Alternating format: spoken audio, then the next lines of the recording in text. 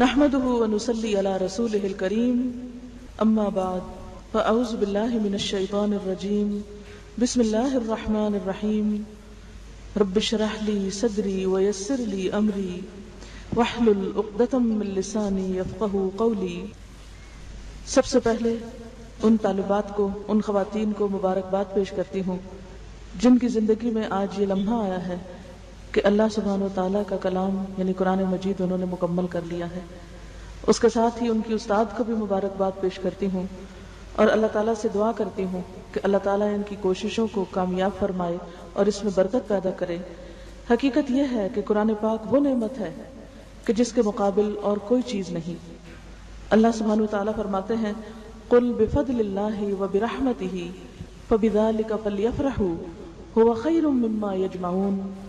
کہہ دیجئے کہ اللہ تعالیٰ کے فضل اور اس کی رحمت کے ساتھ انہیں چاہیے کہ خوش ہو جائیں، یعنی اس نعمت کے ملنے پر خوش ہو جائیں۔ اللہ سبحانہ تعالیٰ فرماتے ہیں ان ھذا القرآن یہدی للتی ہی اقوم۔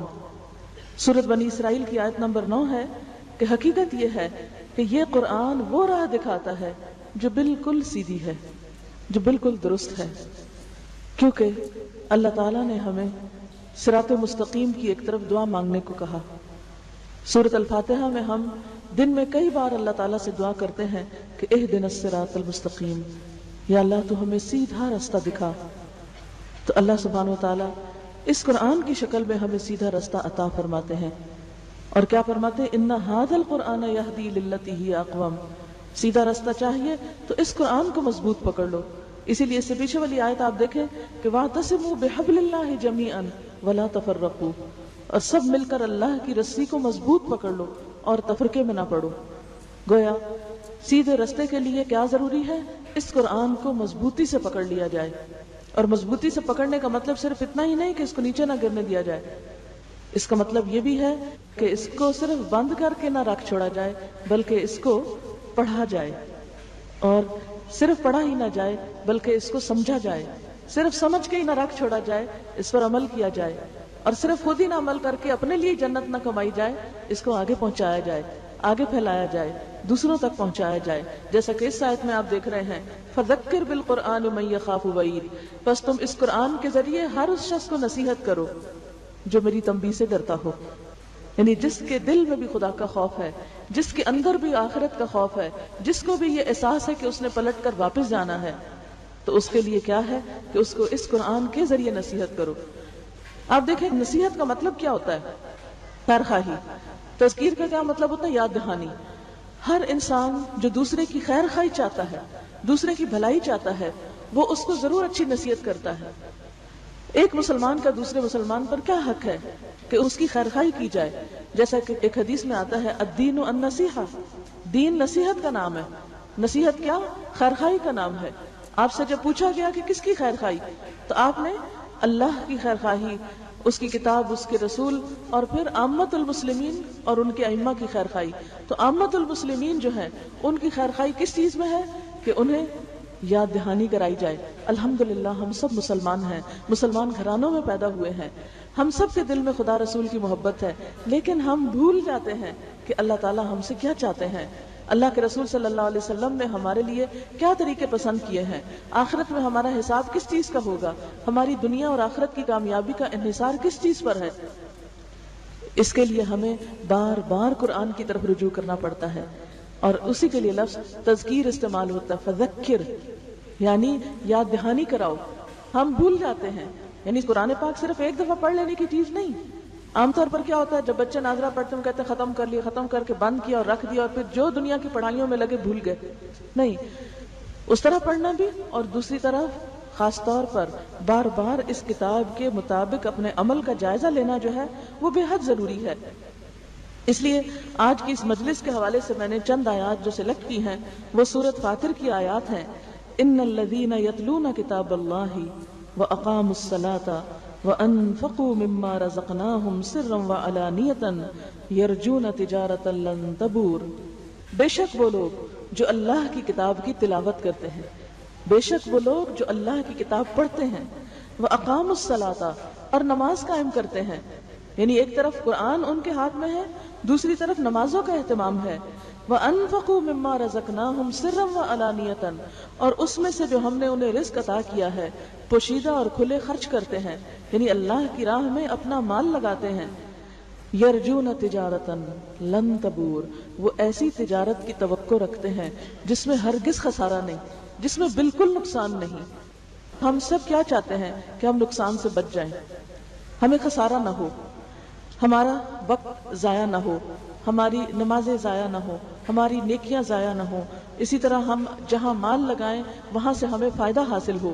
تو اس کے لیے اللہ سبحانہ وتعالیٰ نے طریقہ بتا دیا کہ تم اگر ایک ایسی تجارت چاہتے ہو کہ جس میں کوئی نقصان نہ ہو تو اس کے لیے یہ 3 کام اپنی زندگی کا ایک لازمی حصہ بنا لو. کون سے؟ یتلون کتاب اللہ، اللہ کی کتاب کی تلاوت، دن میں بھی اور رات کی گھڑیوں میں بھی، نماز کے اندر بھی اور نماز کے علاوہ بھی، کھلے بھی اور چھپے بھی، ہر حال میں، یعنی تمہارے ساتھ یہ قرآن ہو. دوسری طرف اقام الصلاۃ، صرف ہم قرآن ہی کے پڑھنے پڑھانے والے نہ ہوں، ہماری نمازیں بھی درست ہوں. اقام الصلاۃ میں نماز کی درستگی مراد ہے، نماز کی پابندی کے علاوہ نماز کی درستگی بھی. درستگی میں صرف اس کے الفاظ کی درستگی نہیں، اس کے طریقہ کار کی درستگی بھی اس میں شامل ہو جاتی ہے، اس میں وقت کی پابندی بھی آتی ہے. وَأَقَامُوا الصَّلَاةَ وَأَنفَقُوا مِمَّا رَزَقْنَاهُمْ، اور جو ہم نے ان کو رزق دیا ہے اس میں سے وہ خرچ بھی کریں. یعنی ایک طرف پڑھنے پڑھانے کا کام، دوسری طرف عبادت، اور تیسری طرف خدمت خلق. انفقوا مما رزقناہم، جو رزق ہم نے ان کو دیا اس میں سے خرچ کریں. اور خرچ کیسا؟ سرا و علانیتاً، چھپا کے بھی اور علانیہ طور پر بھی، ظاہراً بھی. اب آپ دیکھیں، کیا ہم یہ 3 شرائط پوری کرتے ہیں؟ کیا ہم تلاوت کتاب کا حق ادا کرتے ہیں؟ کیا ہم تلاوت کی کیئر کرتے ہیں؟ کیونکہ تلاوت صرف اتنا ہی نہیں کہ غلط سلط آپ پڑھ لیں، نہیں. الذین آتیناہم الکتاب یتلونہ حق تلاوتہ اولئک یؤمنون بہ، وہ لوگ کہ جن کو ہم نے کتاب دی وہ اس کو اس طرح پڑھتے ہیں جیسے پڑھنے کا حق ہے.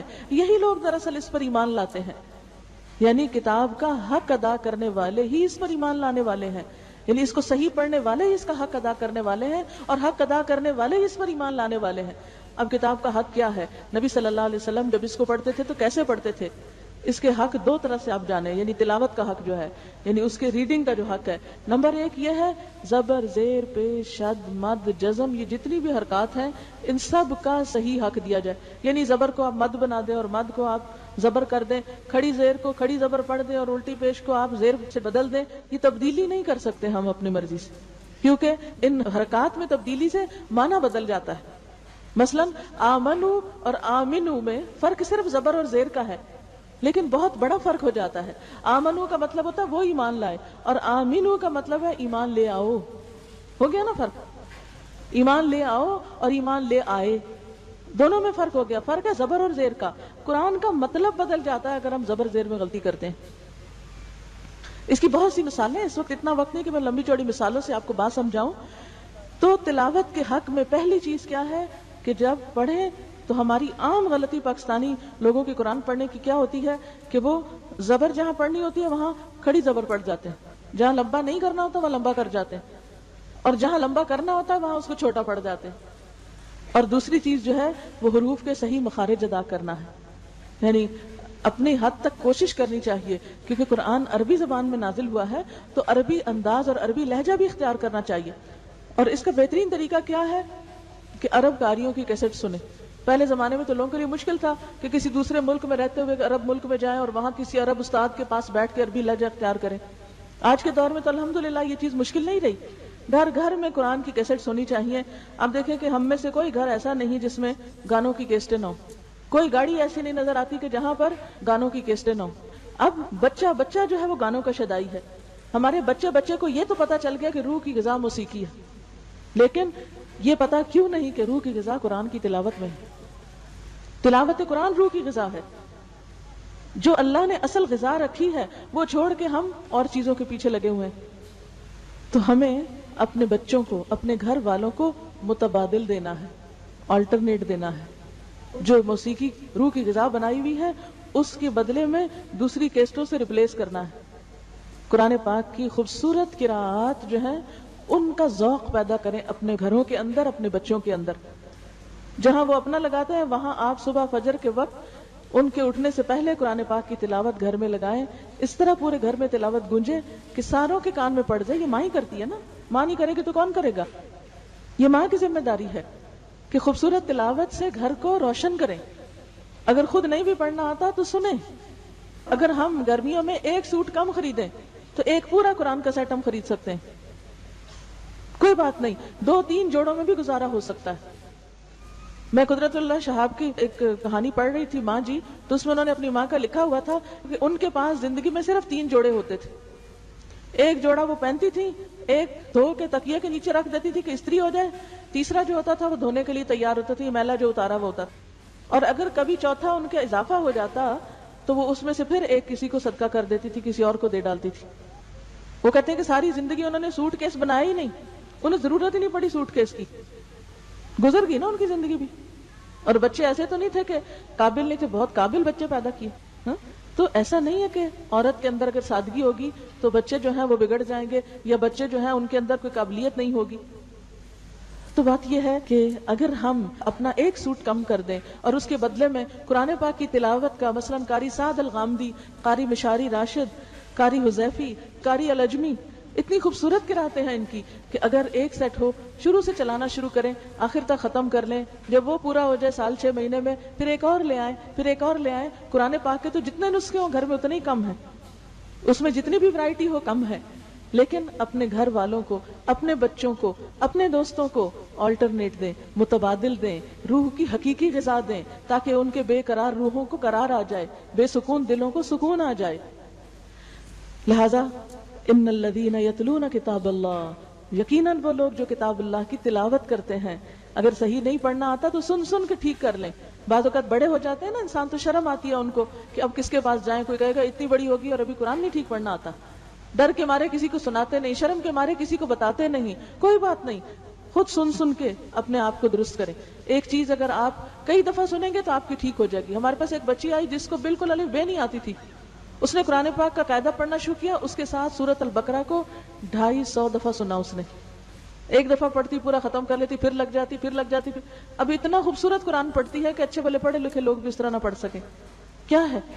چند مہینوں کی پریکٹس ہے، کر کے تو دیکھیں، لگا کے تو دیکھیں۔ جب کچن میں کام کرتے ہیں اس وقت لگا لیں، جب ڈسٹنگ کر رہے ہوتے ہیں اس وقت گھر میں لگا لیں۔ دن میں کتنے گھنٹے ایسے ہوتے ہیں جب مائیں اکیلی گھر میں کام کر رہی ہوتی ہیں، کوئی بوریت بھی نہیں ہوگی، شیطان بھی پاس نہیں پھٹکے گا، گھر میں رحمت اور برکت بھی ہوگی، اور قرآن کی اصلاح بھی ہوگی، آپ کو جو غلط پڑھنا ہے وہ صحیح بھی ہو جائے گا۔ ایک استاد آپ کو گھر کے اندر مل جائے گا۔ ایک بچہ کیسے بولنا سیکھتا ہے؟ سن سن کے بولنا سیکھتا ہے۔ قرآن کو بھی خوب سنیے، اتنا سنیے کہ دلوں کے اندر اتر جائے، کیونکہ وہ دل جس کے اندر قرآن نہیں، اجڑے ہوئے گھر کی طرح ہے، ویران گھر ہے، ڈپریشن کا مارا ہے، بے سکون دل ہے۔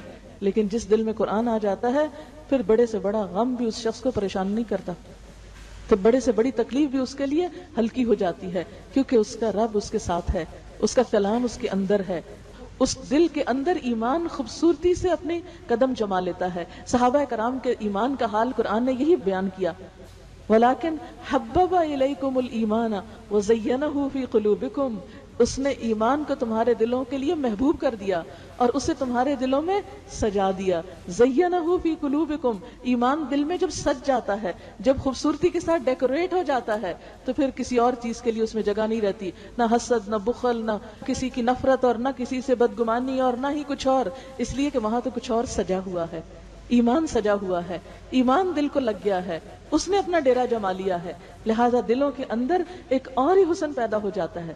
دل جب خوبصورت ہوتا ہے تو انسان کی گفتگو بھی خوبصورت ہونے لگتی ہے، جب دل خوبصورت ہوتا ہے تو معاملہ بھی خوبصورت ہونے لگتا ہے۔ اگر دل میں بدگمانی اور حسد بھرا ہوا ہو تو معاملہ کبھی ٹھیک نہیں ہو سکتا۔ تو یہ اسی وقت ہو سکتا ہے جب قرآن دلوں کے اندر اترتا ہے اور ایمان دلوں کے اندر قدم جماتا ہے۔ تو ان الذین یتلون کتاب اللہ واقاموا الصلاۃ، اقاموا الصلاۃ میں بھی آپ دیکھیں کہ نبی صلی اللہ علیہ وسلم صرف 5 نمازیں نہیں پڑھتے تھے، ہمارے لیے تو 5 نمازیں بھاری ہیں، آپ 5 نمازوں کے علاوہ تہجد میں آدھی رات کھڑے رہتے تھے، اتنا کھڑے رہتے تھے کہ آپ کے قدم سوج جاتے تھے، ایک ایک رکعت میں بعضوں کا سورۃ البقرہ، آل عمران اور النساء تک پڑھ جاتے تھے۔ اور پھر صرف تہجد کی نماز نہیں، پھر اشراق کی نماز، چاشت کی نماز، پھر اسی طرح جمعے کے دن جمعے کی نماز، پھر کوئی مشکل آتی، تکلیف آتی، سورج گرہن ہوتا، چاند گرہن ہوتا تو فوراً نماز، ہاں، بارش نہ برستی، قحط سالی ہوتی تو نماز، بارش زیادہ برس جاتی تو نماز، پھر اسی طرح اگر بادل اور آندھی آتی تو نماز، کوئی فوت ہو جاتا تو نماز، خوشی کا موقع ہوتا نماز، عیدین کے موقع پہ نماز، ہر موقع پہ حدیث میں آتا ہے اذا حزبہ امر فزع الی الصلاۃ، جب آپ کو کوئی چیز غمگین کرتی فوراً نماز کی طرف دوڑتے، سب سے پہلے نماز کا سہارا لیتے، کیونکہ اللہ کا حکم یہی ہے واستعینوا بالصبر والصلاۃ، کہ مدد مانگو صبر اور نماز کے ساتھ۔ آج ہم انسانوں پر ڈیپینڈ کرتے ہیں، انسانوں کا سہارا لیتے ہیں، لیکن نبی صلی اللہ علیہ وسلم کا طریقہ کیا تھا؟ ہر چیز میں اللہ سے مدد، اور اللہ سے مدد میں سب سے پہلی چیز نماز، خوشی میں بھی نماز، غم میں بھی نماز، شکرانے کی بھی نماز، حاجت کی بھی نماز، کوئی مشکل پیش آتی، کوئی مشورہ لینا ہوتا تو اللہ سے لیتے، استخارے کی نماز، کتنی نمازیں ہیں جو آپ صلی اللہ علیہ وسلم پڑھتے تھے۔ اس لیے ان الذین یتلون کتاب اللہ واقاموا الصلاۃ وانفقوا مما رزقناہم سرا وعلانیہ، اور وہ خرچ کریں اللہ کے راستے میں جو ہم نے ان کو رزق دیا ہے۔ یہ رزق جو ہے نا اللہ کا ہے، مال اللہ کا ہے، اولاد اللہ کی ہے۔ ہم عام طور پر کیا کہتے رہتے ہیں؟ میرا بچہ، میری بچی، لیکن آپ نے بزرگوں سے سنا ہوگا وہ ہمیشہ کیا کہتے ہیں؟ اللہ کا مال، اللہ کی امانت۔ وہ ان چیزوں کو اپنا نہیں کہتے۔ جب ہم ان چیزوں کو اپنی ملکیت بنا لیتے ہیں نا، پھر جب ہاتھ سے جاتی ہے تو ہمیں دکھ بھی بڑا ہوتا ہے کہ میری چیز چلی گئی۔ لیکن جب کہتے ہیں نا اللہ کا مال، تو جب اللہ کا مال تھا، جیسے اس صحابیہ نے حضرت ام سلیم کے بارے میں آتا ہے کہ جب ان کا بیٹا فوت ہو گیا تو انہوں نے اپنے شوہر کو کس طرح اطلاع دی، کیسے بتایا؟ کسی کی امانت اگر تمہیں دینی پڑے تو کیسے دو گے؟ تو اس نے کہا کہ خوشی سے دوں گا۔ کہا وہ اللہ کی امانت تھی ہمارے پاس، اللہ نے واپس لے لی۔ تمہارا بیٹا فوت ہو گیا، وہ ہمارا نہیں تھا، وہ تو اللہ کا مال تھا۔ اگر اللہ کا مال تھا تو اللہ کا حق ہے جب چاہے واپس لے لے۔ ہم کسی بھی عزیز دوست رشتہ دار کے فوت ہونے پر حد سے زیادہ غم کیوں مناتے؟ غم منانا جائز ہے، غم میں کوئی حرج نہیں، لیکن حد سے زیادہ غم منانا جو ہے یہ نقصان دہ ہے اپنے لیے بھی اور اللہ تعالیٰ کو بھی ناراض کرتا ہے کہ ہم راضی ہی نہیں ہیں اللہ کے فیصلے پر، اور ہمارا شکوہ ختم ہی نہیں ہوتا کہ ہمارے ساتھ یہ کیوں ہو گیا۔ بعض اوقات ایسا ہوتا ہے نا، کسی کا بچہ فوت ہو جاتا ہے یا کسی کا کوئی عزیز پیارا یا کوئی ایسا جس کے اوپر وہ سارا گھرانہ ڈیپینڈ کرتا ہے، تو وہ بڑے اللہ سے ناراض ہو جاتے ہیں، اجر بھی گنواتے ہیں اور اللہ تعالیٰ کی ناراضگی آخرت میں بھی مول لیتے ہیں، اور نہ دنیا رہی نہ آخرت کی، دنیا کا تو نقصان ہوا ہی ہوا، آخرت بھی برباد کر لی۔ تو یہ سب کچھ کیوں ہوتا ہے؟ غلط سوچ کا نتیجہ ہے، منفی سوچ کا نتیجہ ہے۔ یہ سب کچھ جب ہمارا ہے نہیں تو اس کے چھننے اور جانے کا پھر غم کیسا؟ جب کوئی فوت ہوتا ہے تو ہم کیا کہتے ہیں؟ انا للہ و انا الیہ راجعون۔ وہ کیا، ہم تو خود بھی اللہ کے ہیں، یہ جسم ہمارا نہیں، یہ زبان ہماری نہیں، یہ جو علم ہے ہمارے پاس وہ ہمارا نہیں، کچھ بھی جو ہمارے پاس ہے وہ ہمارا نہیں، یہ تو وقتی طور پر ہمیں بطور امانت ملا ہے۔ لیبلوکم ایکم احسن عملا، یہ سب کچھ تو اس لیے ہمیں دیا گیا ہے کہ وہ آزما کے دیکھ رہا ہے کہ تم میں ان سے اچھے کام کون لیتا ہے، ان چیزوں کو اچھے راستے میں کون استعمال کرتا ہے۔ اب دیکھیں، اللہ نے ہمیں آنکھیں دی ہیں، اللہ نے زبان دی، اللہ نے آوازیں دی، اللہ نے حلق دیا، اللہ نے دماغ دیا، اللہ نے طاقت دی، اللہ نے بولنا سکھایا۔ الرحمن علم القرآن، قرآن کو اس نے ہمارے لیے آسان کیا، پھر اس کے باوجود ہم قرآن نہ پڑھیں تو بڑی بدبختی کیا ہوگی پھر، اور اگر پڑھیں تو اللہ پر احسان نہیں۔ ان الذین یتلون کتاب اللہ واقاموا الصلاۃ، یہ زندگی کس نے دی؟ آخر کیوں نہ پڑھے نماز؟ دنیا میں آتے ہیں تو اذان دی جاتی ہے کان میں، جاتے ہیں تو نماز جنازہ پڑھی جاتی ہے، تو پھر بیچ کی زندگی میں نماز نہیں پڑھیں گے؟ کیا جواب دیں گے؟ سب سے پہلا سوال تو نماز ہی کا ہوگا، سب سے پہلی پوچھ تو اسی کے بارے میں ہوگی۔ آخر کیا مشکل ہے ہمارے اندر؟ کیوں نہیں دل چاہتا؟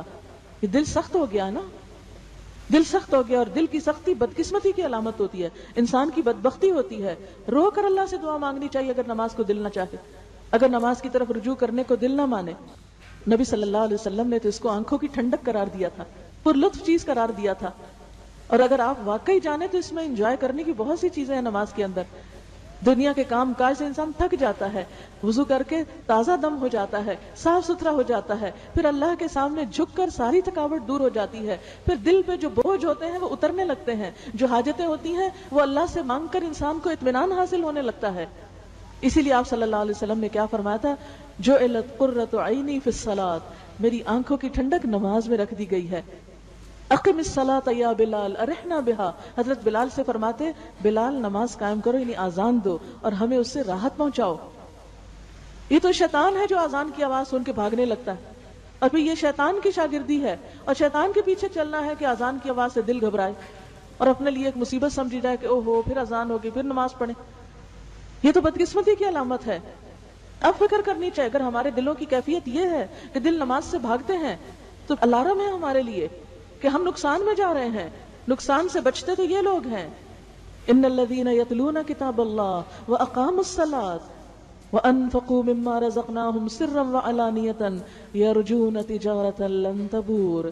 یہ ہیں جو تجارت کے امیدوار ہیں جس میں ہرگز خسارہ نہ ہوگا، جس میں کوئی نقصان نہیں، جس میں کوئی پریشانی کی بات نہیں، جس میں کسی بھی قسم کا کوئی بھی انسان کا نقصان نہ ہوگا.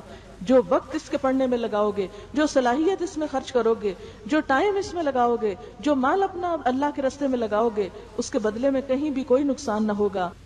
آپ صلی اللہ علیہ وسلم کو سب سے زیادہ جو چیز پسند تھی وہ کسی کو کچھ دینا تھا. کبھی آپ ہدیے کے نام پہ دیتے، کبھی آپ عطیے کے نام پہ دیتے، کبھی آپ ہبہ کے نام پہ دیتے، کبھی آپ صدقے کے نام پہ دیتے، کبھی آپ زکوٰۃ کے نام پہ دیتے. ہر موقع پر آپ دینے ہی والے تھے. آپ نے فرمایا کہ دینے والا ہاتھ لینے والے ہاتھ سے بہتر ہے، اوپر والا ہاتھ نیچے والے ہاتھ سے بہتر ہے. یعنی لینے والا جو ہے اس کے مقابلے میں دینے والا جو ہے اس کی زیادہ فضیلت ہے. اب یہ آپ دیکھیے کہ آپ صلی اللہ علیہ وسلم کی زندگی میں کچھ بھی جب ان کے پاس آتا تھا تو وہ ہمیشہ اپنی ذات پر دوسروں کو ترجیح دیتے تھے. اور بعض اوقات اگر کسی سے کوئی چیز خریدتے تھے، یعنی لینا دینا صرف یہی نہیں ہوتا کہ کوئی شادی بیاہ ہو تو آپ کسی کے ساتھ کوئی لینا دینا کر لیں، اس کو تحفہ تحائف دے دیں، یا کوئی حج کر کے آیا ہے تو اس طرح لینا دینا کر لیں جسے ہم نے عام طور پر لینے دینے کا مطلب سمجھا ہوا ہے. نہیں، جہاں بھی جس کی جو ضرورت ہو، کوئی اپنا ہو یا پرایا ہو، جو انسان کے بس میں، استطاعت میں اور توفیق میں ہو، خواہ وہ کسی کو کھانا کھلانا ہو، یا کسی کو کپڑا پہنانا ہو، یا کسی کی تعلیم کا بندوبست ہو، یا فی سبیل اللہ کوئی کام ہو، اللہ کے دین کی تبلیغ کے لیے ہو، کوئی بھی چیز جو ہو وہ سب اس میں شامل ہو جاتی ہیں. اسی لیے ہم دیکھتے ہیں کہ آپ صلی اللہ علیہ وسلم مختلف مواقع پر مختلف طریقوں سے خرچ کرتے تھے. مثلا سب سے زیادہ آپ کی بخشش جو تھی وہ لونڈی غلاموں پر تھی. یعنی جو سب سے زیادہ غریب اور فقیر قسم کے لوگ تھے، جو سب سے زیادہ محتاج لوگ تھے، ان کا آپ بہت زیادہ خیال رکھا کرتے تھے. پھر اسی طرح ہم دیکھتے ہیں کہ آپ صلی اللہ علیہ وسلم جب کسی سے کوئی چیز خریدتے تھے تو اس کو جو بدلے میں قیمت دیتے تھے وہ اس کے حق سے زیادہ دیتے تھے. ہمارا حال کیا ہوتا ہے؟ ہم کم کرا کے اور اس میں بھی خاص طور پر کہاں زیادہ کم کراتے ہیں؟ جو غریب لوگ ہوتے ہیں، جو ریڑھی ٹھیلے والے ہوتے ہیں، انہی سے ہی کم کراتے ہیں. اگر کسی بڑی سے بڑے سٹور یا دکان میں چلے جائیں تو وہاں تو پھر ہم شرما جاتے ہیں کہ وہ کہیں گے اتنے بڑی دکان پہ آئی اور یہ پیسے کم کرا رہی. وہاں تو ہم اپنی شان اور آن کے خلاف سمجھتے ہیں اس بات کو. وہاں تو فخریہ طور پر بھی زیادہ قیمت دے دیتے ہیں. لیکن بچت کہاں کرتے ہیں؟ جمعہ بازار میں. کہ جو بیچارے پہلے ہی غریب ہیں، جن کے پاس پہلے ہی کچھ نہیں ہے، جنہوں نے ساری دہاڑی میں کوئی 100-200 ہی کمانا ہے، کبھی کسی رکشے پہ بیٹھے یا کسی ٹیکسی پہ بیٹھے تو اس کے ساتھ بہت زیادہ بھاؤ تاؤ کرتے ہیں. اب ایک ٹیکسی چلانے والا سارے دن میں زیادہ زیادہ کیا کما لے گا؟ اس وقت ہمیں اس کا میٹر چلتا دیکھ کے بڑی پریشانی ہوتی ہے کہ ہمارے پیسے زیادہ لگ رہے ہیں.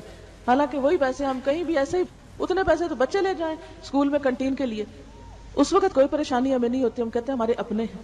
نہیں، اصل بات یہ ہے کہ مومن کا جو مال ہے وہ اس کا اپنا نہیں ہے، وہ اس کے پاس اللہ کی امانت ہے، اور اسے اس جگہ خرچ کرنا ہے جہاں اللہ کی رضا ہے. تو اللہ کی رضا کیا ہے؟ کمزور طبقات پہ خرچ کرنے میں. نبی صلی اللہ علیہ وسلم خرید و فروخت میں بڑے آسان تھے. اور جیسا کہ آپ صلی اللہ علیہ وسلم نے فرمایا، کیا میں تمہیں نہ بتاؤں اس شخص کے بارے میں کہ جس پر آگ حرام ہے یا وہ آگ پر حرام ہے، یعنی فائر پروف ہے، اس پہ آگ اثر نہیں کرے گی. کل قریب ہین لین سہل، ہر وہ شخص جو قریب ہے، ہر وہ شخص جو قریب ہے، ہین جو عاجزی کرنے والا ہے، لین نرمی کرنے والا ہے، سہل آسان ہے، یعنی جس سے معاملہ کرنا آسان ہے، مشکل نہیں ہے. اب اس میں آپ دیکھیں کلو قریب جو لوگوں کی اذیتوں اور تکلیفوں کے باوجود ان کے بیچ میں رہتا ہے. ہمارا حال کیا ہوتا ہے؟ ذرا ہمیں کوئی کسی سے اختلاف ہو جائے، ذرا کوئی کسی سے موڈ آف ہو جائے، ذرا کوئی کسی کی بات پسند نہ آئے، کوئی چیز ہماری مرضی کے خلاف جائے تو ہم سب سے پہلے کیا سوچتے ہیں؟ اس سے تو بولنا ہی نہیں، اس سے تو تعلق ہی نہیں قائم رکھنا. بعض اوقات لوگ خون کے رشتے تک کاٹ کے رکھ دیتے ہیں چھوٹی چھوٹی باتوں کے اوپر، چھوٹی چھوٹی مرضی کے خلاف کام ہونے پر. لیکن آپ نے فرمایا وہ مومن زیادہ بہتر ہے جو لوگوں کی طرف سے پہنچنے والی تکلیفوں کے باوجود ان کے بیچ میں گھل مل کے رہتا ہے. یعنی بات بات پہ وہ موڈ آف کر کے ناراض ہو کے کئی دن ایسا نہیں کہ شکل ہی نہیں دکھاتا. یعنی بعض لوگوں کی عادت ہوتی ہے نا، چھوٹی سی بات ان کی مرضی کے خلاف ہے، بس موڈ آف کر لیا، بول چال چھوڑ دی، جا کے کسی اور کمرے میں بیٹھ گئے، کنارہ کشی کر لی کہ میں تو آج کے بعد اس کے گھر نہیں جاؤں گی. یعنی ان کے اندر لوگوں کے قریب آنے کا نہ کوئی شوق ہوتا، نہ ہی ان کو کوئی ڈھنگ آتا، نہ ہی ان کے اندر اخلاق ہوتا ہے. تو کلو قریب ہین کہتے ہیں عاجزی والا. عاجزی کس طرح؟ جیسے عباد الرحمن کی پہلی صفت بتائی گئی، وعباد الرحمن الذین یمشون علی الارض ہونا، اور رحمان کے بندے تو وہ ہوتے ہیں جو زمین پر عاجزی سے چلتے ہیں، نرمی کے ساتھ چلتے ہیں، پاؤں مار مار کے تکبر کے ساتھ نہیں چلتے. تو عاجز مزاج بندہ وہ ہوتا ہے جس کے اندر تکبر نہ ہو، جس کے پاس بہت کچھ بھی ہو مگر وہ اپنے آپ کو بڑی چیز نہ سمجھے. اور آپ دیکھیں گے کہ انسان کی چال جو ہوتی ہے وہ انسان کے اخلاق اور انسان کی شخصیت کو پوری طرح اجاگر کر دیتی ہے. تو اللہ تعالیٰ نے اپنے پیارے بندوں کی صفات میں سے پہلی صفت کیا بتائی کہ ان کی چال میں بھی عاجزی اور نرمی ہوتی ہے. وعباد الرحمن الذین یمشون علی الارض ہونا وَإِذَا خَاطَبَهُمُ الْجَاهِلُونَ قَالُوا سَلَامًا، اور جب ناسمجھ لوگ ان سے بات کرتے ہیں اور کوئی اکھڑ پن کا مظاہرہ کر جاتے ہیں یا بحث مباحثہ شروع کر دیتے ہیں تو وہ جواب میں ان کی سطح پہ نہیں اتر آتے، یعنی بیوقوفوں کے ساتھ بیوقوف نہیں بن جاتے، بلکہ کیا کرتے ہیں، وہ اپنے اخلاق پہ قائم رہتے ہیں. وہ کہہ دیتے ہیں اچھا تم کو سلام ہو، ان سے قطع تعلقی بھی نہیں کرتے، لیکن احسن طریقے سے وَاهْجُرْهُمْ هَجْرًا جَمِيلًا کا رویہ اختیار کرتے ہیں کہ جس میں الگ ہونے میں بھی ان کی ایک خوبصورتی ہوتی ہے. تو کل قریب ہین لین کہتے ہیں نرم مزاج کو، جس کے اندر جھکنا ہو. جیسے امام عموماً جب صف بنواتے ہیں تو اس کو کیا کہتے ہیں، لینو فی ایدی اخوانکم، اپنے بھائیوں کے ہاتھوں میں نرم پڑ جاؤ، یعنی صفیں ملانے میں اور صفیں جوڑنے میں تم کیا نہ کرو، اکڑ کا مظاہرہ نہ کرو. مسلم کی جو ایک شناخت ہے وہ کیا دی گئی کہ مسلمان ایک عاجز مزاج بندہ ہوتا ہے کہ جس طرف اس کو کوئی موڑے مڑ جاتا ہے، یعنی وہ دوسروں کے آگے اکڑ کا مظاہرہ نہیں کرتا کہ نہیں میں نہ سنوں، میں نہ مانوں، ہاں میں تمہاری طرف توجہ نہ دوں، نہیں، وہ دوسروں کی طرف توجہ دینے والا اور ان کی بات سن لینے والا اور ان کی بات مان لینے والا ہوتا ہے. کل قریب ہین لین سہل، اس کے ساتھ معاملہ کرنا آسان ہوتا ہے، مشکل نہیں ہوتا ہے. بعض لوگوں کے ساتھ معاملہ کرنا بہت مشکل ہوتا ہے، کہتے ہیں ڈیفیکلٹ پرسن ہے، بہت ڈیفیکلٹ ہے، ہم نہیں اس سے بات کر سکتے، جاؤ تم ہی اس سے بات کرو، ہماری نہیں وہ سنے گا، ہماری نہیں وہ مانے گا. تو یہ جو سختی ہے مزاج کی، یہ انتہائی ناپسندیدہ چیز ہے. آپ دیکھیں کہ قرآن پاک سورۃ بنی اسرائیل میں یہ ایک آیت آتی ہے، اس کا مفہوم یہ ہے کہ بعض اوقات جب کوئی رشتہ دار آپ سے کسی ایسی چیز کا تقاضا کرتے ہیں کہ جو آپ کے بس میں نہیں ہوتی ان کو دینی، مثلا کوئی مال مانگ بیٹھتے ہیں، کوئی قرضہ مانگنے آ جاتے ہیں، فَإِمَّا تُعْرِضَنَّ عَنْهُمْ ابْتِغَاءَ رَبِّكَ فَقُلْ لَهُمْ قَوْلًا مَيْسُورًا، کہ جب تمہیں ان سے اعراض برتنا ہو تو تم کیا کرو کہ ابھی تم اپنے رب کی طرف سے رزق کے امیدوار ہو، ابھی تمہارے پاس اتنا نہیں کہ تم دوسروں کو دے سکو، تو پھر کیا کرو، قُلْ لَهُمْ قَوْلًا مَيْسُورًا، ان کے ساتھ آسان بات کرو، ان کے ساتھ نرمی سے بات کرو. یعنی مثلا آپ کے پاس کوئی حاجت لے کر آیا اور آپ کے بس میں نہیں اس کی حاجت پورا کرنا تو آپ سختی سے مت جھٹکو. نبی صلی اللہ علیہ وسلم کی بخشش میں کیا آتا تھا کہ وہ کبھی کسی سوالی کے سوال کو رد نہیں کرتے تھے، نو نہیں کہتے تھے. اگر آپ کے اپنے پاس نہیں ہوتا تھا تو کسی سے لے کر دے دیتے تھے. بعض اوقات ایسا بھی ہوتا ہے نا کہ کوئی آیا بھوکا ہے، پیاسا ہے، کوئی ضرورت مند ہے اور آپ کہتے ہیں کہ ہمارے پاس کچھ ہے ہی نہیں کہ ہم تم کو دیں، تو ایسی صورت میں آپ کا طریقہ کیا ہوتا تھا کہ آپ کسی اور سے سفارش کر دیتے تھے، کسی اور سے دلوا دیا کرتے تھے. پھر اسی طرح بعض اوقات آپ صلی اللہ علیہ وسلم اگر کسی سے قرضہ لیتے تو واپس دیتے وقت اصل سے زیادہ لوٹاتے تھے، احسان کا رویہ اختیار کرتے تھے. اچھا ہمیں جب کسی کی کوئی چیز لوٹانی پڑے یا واپس کرنی پڑے تو ہم کہتے ہیں کہ ساری نہ ہی جائے تو زیادہ نہ کہیں چلی جائے. ناپ تول میں کتنا یعنی پیمانہ فرق پھر ہونے لگتا ہے لوگوں کا. آپ کسی دکان سے کچھ خریدنے کے لیے جائیں تو ناپ تول میں لوگ کیسی کیسی خرابی کرتے ہیں. ہاں قرآن پاک میں اللہ تعالیٰ نے کیا فرمایا، وَيْلٌ لِّلْمُطَفِّفِينَ الَّذِينَ إِذَا اكْتَالُوا عَلَى النَّاسِ يَسْتَوْفُونَ وَإِذَا كَالُوهُمْ أَو وَّزَنُوهُمْ يُخْسِرُونَ أَلَا يَظُنُّ أُولَٰئِكَ أَنَّهُم مَّبْعُوثُونَ لِيَوْمٍ عَظِيمٍ يَوْمَ يَقُومُ النَّاسُ لِرَبِّ الْعَالَمِينَ. کہ تباہی اور بربادی ہے ڈنڈی مارنے والوں کے لیے. جب وہ لوگوں سے لیتے ہیں تو پورا پورا لیتے ہیں، اپنا حق پورا لیتے ہیں، اور جب ان کو ناپ کے دیتے ہیں یا تول کے دیتے ہیں تو کمی کر کے دیتے ہیں. اللہ تعالیٰ پوچھتے ہیں ایسے لوگوں سے کیا یہ نہیں سمجھتے کہ یہ ایک دن اٹھائے جائیں گے، اس بڑے دن جب سارے لوگ رب العالمین کے سامنے جا کھڑے ہوں گے، جب انسان کو اپنے کیے کا پھر حساب کتاب دینا ہوگا، اس کے سارے اعمال اللہ رب العزت کے سامنے آ جائیں گے. تو بات یہ ہے کہ انسان جب کسی کے ساتھ لین دین کا معاملہ کرے تو اس میں اس کو فیئر ہونا چاہیے. الدین المعاملہ، الدین المعاملہ، دین معاملہ کرنے کا نام ہے. کسی انسان کی دینداری صرف اس سے نہیں پتہ چلے گی کہ وہ شخص اپنی نمازوں میں کیسا ہے. نمازیں تو اس کی اپنے لیے ہیں، یا اس کی تلاوت قرآن کیسی ہے وہ تو پڑھتا ہے اپنے ثواب کے لیے. ہاں یہ جو تیسرا حصہ ہے وَأَنفَقُوا مِمَّا رَزَقْنَاهُمْ سِرًّا وَعَلَانِيَةً، یہ معاملہ کرنے پر مبنی ہے کہ جب کسی کے ساتھ لین دین کا معاملہ کرتا ہے، کسی کی ذات پہ خرچ کرنے کی باری آتی ہے تو اس وقت اس کا رویہ کیا ہوتا ہے. تو سب سے بڑھ کر خوبصورت معاملہ رسول اللہ صلی اللہ علیہ وسلم کا معاملہ ہوتا تھا کہ جب دینے کی باری آتی تو ہمیشہ حق سے زیادہ دیتے، لینے کی باری آتی تو اس میں درگزر سے کام لیتے. اسی لیے ہم دیکھتے ہیں کہ ایک مرتبہ آپ صلی اللہ علیہ وسلم نے حضرت جابر سے ایک اونٹ خریدا. آپ نے جب اونٹ خریدا، وہ اونٹ جو تھا وہ بیچارہ چل چل کے سفروں کا مارا ہوا تھا، بڑا ہی درماندہ تھا. اب کوئی اسے خریدنے والا نہیں تھا. آپ نے دیکھا کہ جابر کو ضرورت ہے تو آپ نے اس سے کہا کہ تم مجھے بیچ دو. آپ نے اس سے اونٹ لے لیا، لیکن ساتھ ہی یہ کہا کہ دیکھو میں اس کی قیمت تمہیں مدینہ پہنچ کے دوں گا. سفر میں معاملہ کیا. جب آپ صلی اللہ علیہ وسلم مدینہ پہنچے تو جابر جو تھے وہ آ گئے. آپ کو محسوس ہو گیا کہ جابر رقم لینے کے لیے آئے ہیں، تو آپ نے جابر کو رقم دی. اور جب جابر اٹھ کے جانے لگے تو کہنے لگے جاتے ہوئے اپنا اونٹ بھی ساتھ لیتے جانا، یعنی قیمت بھی دی اور اونٹ بھی ساتھ واپس کر دیا. اس سے بڑھ کر خوبصورت معاملہ کسی کا ہو سکتا؟ ہم نے کبھی زندگی میں ایک دفعہ ایسا احسان کسی پر کیا ہو؟ ہم اس اخلاق سے واقف ہی نہیں ہیں جو ہمارے پیارے رسول صلی اللہ علیہ وسلم کا تھا. یہی وجہ ہے کہ آج خاندانوں کے اندر، گھرانوں کے اندر، رشتہ داریوں کے اندر، ہمسایوں کے اندر، محلے والوں کے اندر، شہر اور ملک اور ملت اور انسانیت کے اندر وہ محبت اور وہ خیرخواہی کے جذبات ہیں ہی نہیں، اس لیے کہ آپس میں وہ اس طرح کا معاملہ ہی نہیں. ہر ایک کو فکر ہے تو صرف لینے کی، دینے کی نہیں ہے. لیکن یہاں پر اللہ تعالیٰ عقل مند لوگوں کی صفات کیا بتاتے ہیں؟ وَأَنفَقُوا مِمَّا رَزَقْنَاهُمْ سِرًّا وَعَلَانِيَةً يَرْجُونَ تِجَارَةً لَن تَبُورَ. یہ لوگ جن کی یہ صفات ہیں وہ ایسی تجارت کی توقع رکھتے ہیں، ایسی تجارت کے امیدوار ہیں جس میں ہرگز خسارہ نہ ہوگا، جس میں نقصان ہے ہی نہیں. لِيُوَفِّيَهُمْ أُجُورَهُمْ، تاکہ ان کو ان کے اجر پورے کے پورے دے دے. وَيَزِيدَهُمْ مِنْ فَضْلِهِ، اور ان کو اپنے فضل سے زیادہ عطا کرے. یعنی اللہ تعالیٰ ایسے لوگوں کا حق صرف ان کے اعمال کے بدلے کا ہی طور پر نہیں دے گا، بلکہ اللہ تعالیٰ ان کو ان کے کام سے زیادہ بدلہ دے گا.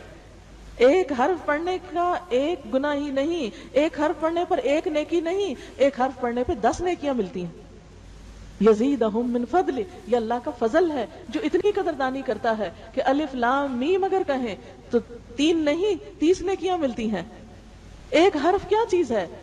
الف کہیں، لام کہیں، کیا چیز ہے لام؟ کچھ نہیں، لیکن ایک حرف پڑھنے کا اتنا اجر، اتنا ثواب. اور پھر اسی طرح نماز کا بدلہ، پھر اسی طرح مال خرچ کرنے میں تو آپ کو معلوم ہی ہے، ایک کے 10 تو کیا، ایک کے ساتھ 100 گنا تک کا قرآن پاک میں ذکر آتا ہے. لیوفیہم اجورہم، جو انہوں نے کیا وہ تو پورا ہی واپس کرنا ہے، اور صرف اتنا نہیں کرنا کیونکہ وہ تو بادشاہ کائنات ہے، اس کے تو خزانے اتنے وسیع ہیں کہ جس میں کوئی کمی ہے ہی نہیں. اگر وہ ایک پیسہ خرچ کرتا ہے تو اس کو 700 گنا تک بڑھا دیتا ہے. جیسے کہ سورۃ البقرہ میں آتا ہے کہ مثل الذین ينفقون اموالهم فی سبیل اللہ کمثل حبۃ انبتت 7 سنابل فی کل سنبلۃ 100 حبۃ، کہ ان لوگوں کی مثال جو اللہ کے راستے میں اپنا مال خرچ کرتے ہیں ایسے ہی ہے جیسے ایک دانہ ہو، جو دانہ بویا جائے تو اس سے 7 بالیاں اگے اور ہر بالی میں 100 دانے ہوں.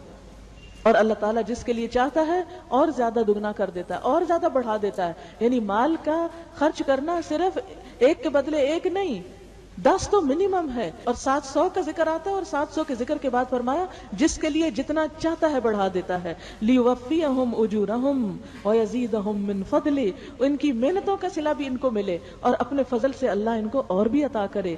انہ غفور شکور، بے شک وہ بخشنے والا بھی ہے، قدردان بھی ہے. یہاں 2 صفات غفور اور شکور بیان ہوئی. غفور کس کے لیے ہے؟ کہ ان کاموں میں کوئی کمی بیشی ہو جائے تو معاف کر دے گا.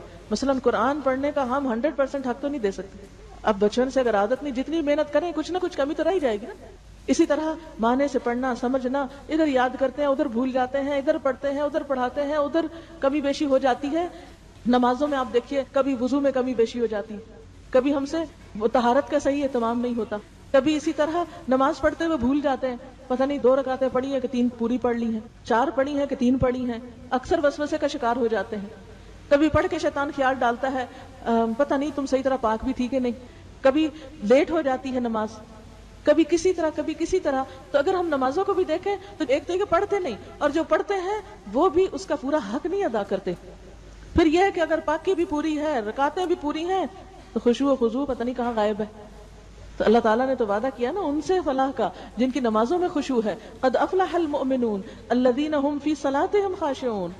یقیناً فلاح پا گئے وہ مومن جو اپنی نمازوں میں خشوع اختیار کرتے ہیں، یعنی توجہ سے نمازیں پڑھتے ہیں، عاجزی سے نماز پڑھتے ہیں. اور اس کا بہترین طریقہ کیا ہے کہ نماز میں ادھر ادھر نہ دکھا جائے. بہت سے لوگ شکایت کرتے ہیں نا نماز میں بڑے وسوسے آتے ہیں، تو اس کا حل کیا ہے؟ سامنے سجدے کی جگہ پر دیکھا جائے. دوسری بات یہ کہ ہلا جلا نہ جائے نماز میں. تیسری بات یہ ہے کہ اس کا معنی آنا چاہیے. جب مطلب نہیں آتا تو پھر بھی انسان کا دھیان نہیں لگتا. چوتھی بات یہ ہے کہ وقت پہ نماز پڑھی جائے. جب آپ دیر کرتے ہیں نا تو پھر جلد بازی کرتے ہیں کہ ہائے ہائے وقت جا رہا ہے جلدی سے نماز پڑھ لوں، یا یہ کہ بہت تھک کے پڑھتے ہیں تو تب یہ حال ہوتا ہے. افضل وقت میں اول وقت میں نماز پڑھنے کو اسی لیے افضل قرار دیا گیا کہ اس میں انسان کی یکسوئی کا لیول اور اس میں انسان کا خشوع زیادہ ہوتا ہے. اور پھر اسی طرح نماز میں خشوع اس وقت آتا ہے جب ویسے بھی زندگی کے اندر خشوع ہو. وَإِنَّهَا لَكَبِيرَةٌ إِلَّا عَلَى الْخَاشِعِينَ. یہ نماز بڑی بھاری ہے، بڑی مشکل ہے، مگر خشوع کرنے والوں پہ، عاجزی کرنے والوں پہ، دب جانے والوں پہ یہ نہیں بھاری. جن کے اپنے اندر عاجزی ہے، جو دن میں کئی بار پکارتے ہیں اللہ اکبر اللہ اکبر، وہ اپنے آپ کو واقعی چھوٹا سمجھتے ہیں، وہ صرف اللہ کو بڑا سمجھتے ہیں. اور جو اپنے آپ کو بڑا سمجھتے ہیں پھر وہ اللہ کی بڑائی کے تو کھوکھلے نعرے لگاتے رہتے ہیں.